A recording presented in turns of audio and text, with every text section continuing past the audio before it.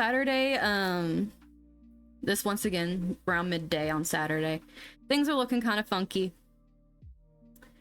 It's kind of funky because even though Mars isn't squaring Jupiter anymore, which will be a sigh of relief, honestly, because that's like a heavy, big thing to be squaring. Like, Jupiter is like our optimism and things, and it can make people just do things being very optimistic and being a little impractical. Okay, maybe a lot impractical because, you know, it's a square.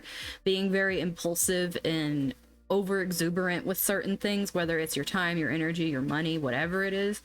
It's like your resources just being overly like everywhere with them and not really planning for anything. It's very go to Vegas and lose all your money energy.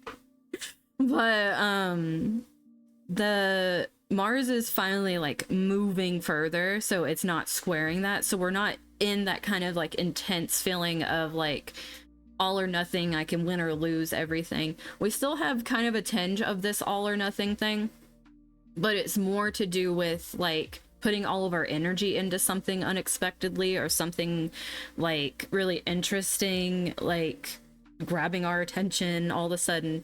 It's like that's still there and still us being impulsive and like acting on impulsive like things, but it's not going to be like this huge like win big lose big kind of thing with Jupiter. It's just more unpredictable. It's more like causing insecurity if you act too like brashly, but it's not going to be like this overwhelming thing where it feels like your belief system is pushing you to do these very unpredictable things, which is probably happening in the middle of like the week with everybody, which is why you got to be careful.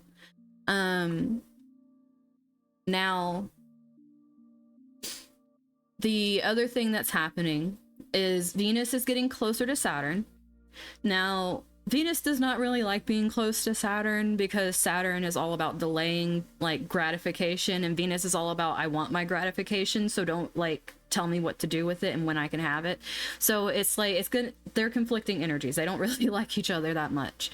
And since Saturn is such a big influence, it's going to stifle Venus. Now, Venus is exalted in Pisces. So what could be happening on the good side is in your relationships, you're finally starting to come to an understanding, especially as this gets closer to conjunction, like being like right on top. It's like you're finally starting to get to this place of understanding where you really need certain boundaries in your relationships, and like they're healthy boundaries. They're boundaries that really build you up in your relationships, and it doesn't need to be just romantic. It can be like familial relationships, it can be your like friendships. There's this thing where you're learning what you need from people in order to actually be fulfilled and feel happy and feel safe and secure. So you're learning to voice these things.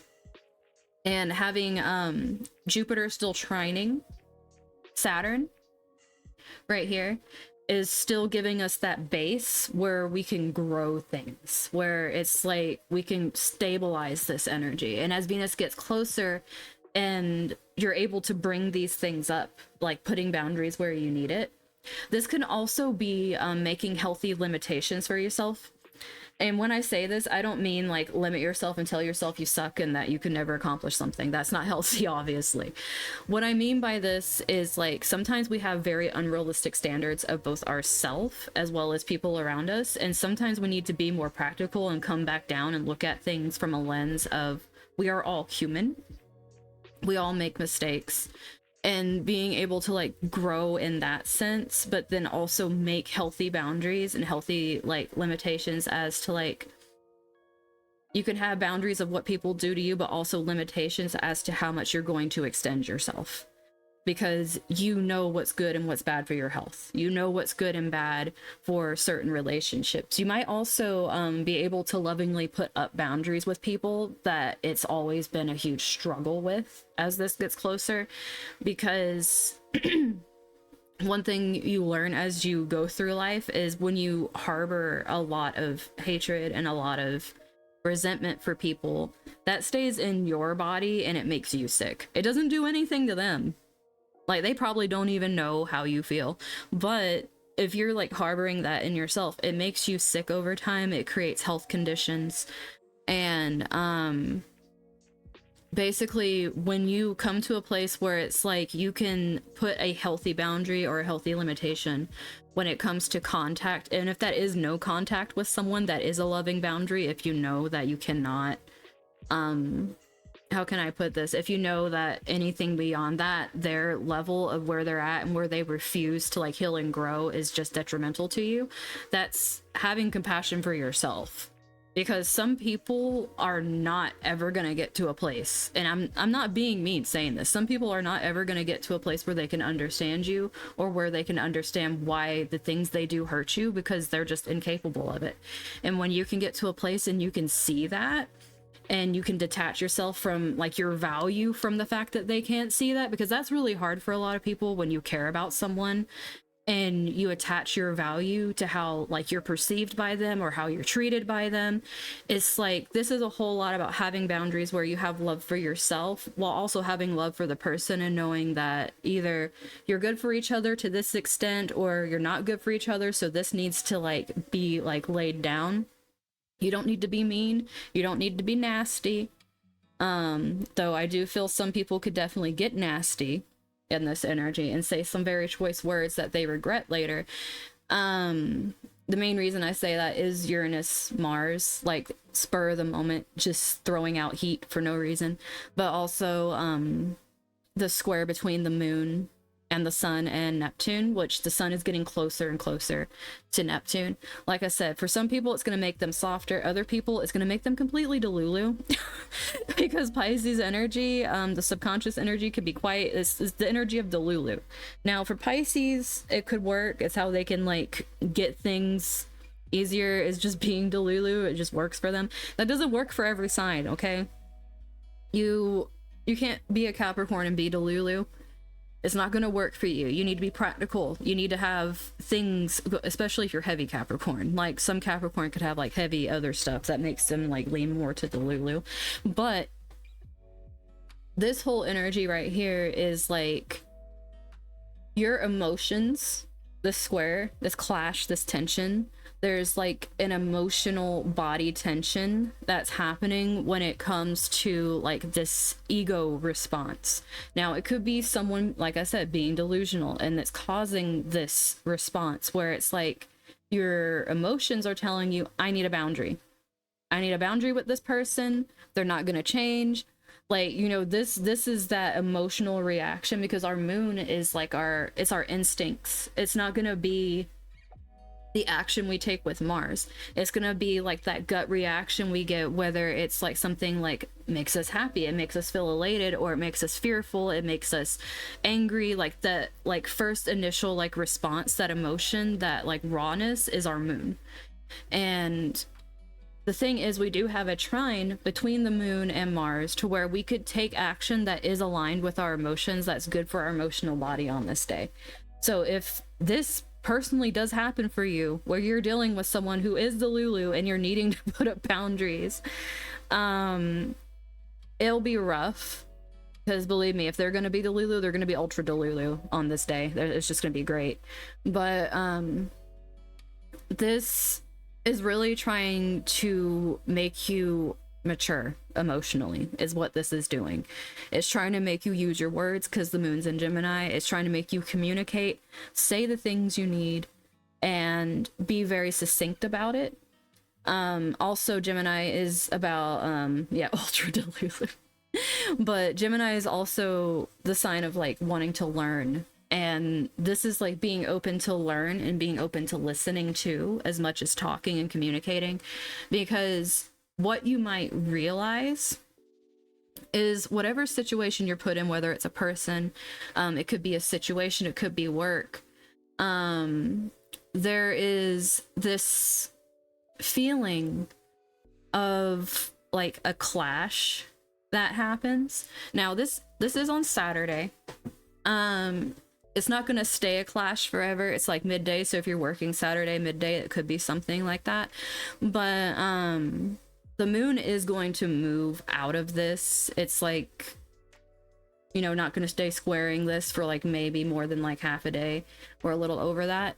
So it's going to be like Saturday going into Sunday. where we're feeling this heavy thing, where we're dealing with this situation, where we are feeling this tension of having to like put up a boundary that we're uncomfortable with, or it might even be something where like something's put up with us, where, because Saturn, if we're not the one enacting the Saturn energy, we are the ones having it enacted on us, and Saturn is delays. This can show up as delays when dealing with things, especially things that are like close to your heart, because your moon is your heart. There could be like delays in things you want to do, delays in being able to see certain people, delays when it comes to being able to like reach an understanding or even an agreement or something like that. Saturn does bring delays, and it also like brings this feeling of being stuck and almost being how can I put this? It's almost being like not quite like imprisoned, but it's like being stuck in a box. And Uranus does not like being stuck in a box, which is probably where the square could come in once again with Mars and Uranus, where it's just like, no. I don't want to be here. I don't want to. And it's like, that's what you gotta watch out for. Like, we have to have patience in this energy. We can't force things to happen sooner than they're gonna happen. And for a lot of people, that's gonna be infuriating. It's gonna cause a lot of like not like, it's gonna seem emotional, but it's gonna be more just frustrated, angry outbursts where they aren't necessarily like directing it anywhere that's useful, because it's not attached to anything. Like with it in Aquarius, it's almost like you're it's almost like you're yelling at an empty baseball field about a game that happened last week. Is this energy where it's like you're not having emotion like in the event, you're not like part of the event being, it's like you're detached from the event and talking about it. It can even be people just being stuck in the freaking past, like something like the past just keeps coming up over and over again and you're getting freaking tired of it. And it's just like this need to like break out of the box of being stuck in that, which can be useful because tension isn't always a bad thing. Like I said, some people work really well with tension. Some people use tension to create diamonds. So definitely just know that these energies are here. Just know that we're getting closer to an eclipse. And that since we have the new moon happening tomorrow, it's the last new moon we have before the eclipse season starts. So it's building. It's telling us you need to drop things now. Start working at least on dropping things now. Don't be mean about it. It's like there's all these like regulations, and that's Saturn. There's all these rules and all these regulations as to like how we should be doing this exact thing so we can navigate this thing, and that's Saturn. And for those of you having your Saturn returns, which means you have a natal Saturn in Pisces, you're going to be feeling this super freaking heavy because all this stuff is like crossing like crazy over your Saturn, while your Saturn's going to be going back and forth and like giving you at least 3 to 4 times of exact days that crazy things are going to happen to you during your Saturn return. And the reason I say 3 or 4 times is the planet Saturn, it takes about like 2.5 years to get through a sign. But the reason it takes that long is it'll go forward and then it'll stop. And then to us that looks like it's retrograde because it's just kind of pausing, it's taking a rest. But to us it looks like it's going backwards because we're still going. And then like eventually it'll regress in degrees because it's behind us, right? And then we gotta go, it'll start moving again. It's like going through that spot again. So if you have something like in the middle, it'll probably go over it 3 or 4 times. But it's like if you look up the days where Saturn's in the exact degree, you'll be able to see pivotal times of things happening to you, especially if it's on an angle, like going across 1st to 7th house, ascendant to descendant, or it's your midheaven to your IC, like 10th to 4th house, those angle houses. If you have Saturn going like back and forth over that, you can expect a lot of very heavy life changes because angular houses bring like the huge change to life.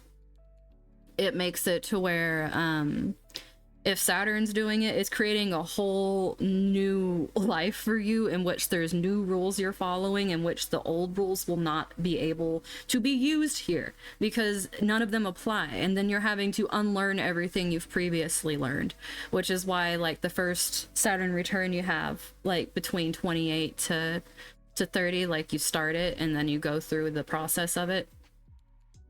That's why the first Saturn return for a lot of people is like they're having like this crisis where a lot of people like either change directions completely in life, leave like long relationships, leave their family, leave just like all these different things where things change at that pivotal time and everyone's like, you're not an adult anymore. I mean, not a kid anymore. You're in your 30s or whatever. It's because you go through your Saturn return. You change so much during those couple of years, like the last years of your 20s going into your 30s. And then once you're in your 30s, you're gearing up for your nodal return. The nodal axis, which is this north node energy. There's a south node in Libra too. It's just not on the chart. But you'll be coming up to that happening by the time you're 36. So all these years from 28, 36 and onward, there's like this huge focus on you figuring out who you are. And like that causes a lot of shifts in your life, like a lot. So like I said, depending on where it is, it's where the shifts are going to happen. But that is what I'm seeing for Saturday. Yeah.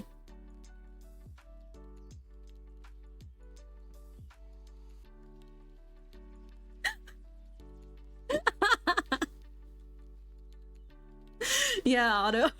That's exactly what you need. I love that. But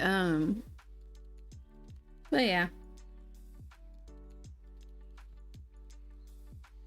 I mean, you might want to be careful what you wish for, because sometimes Saturn returns do keep you from turning 30. I know mine almost did.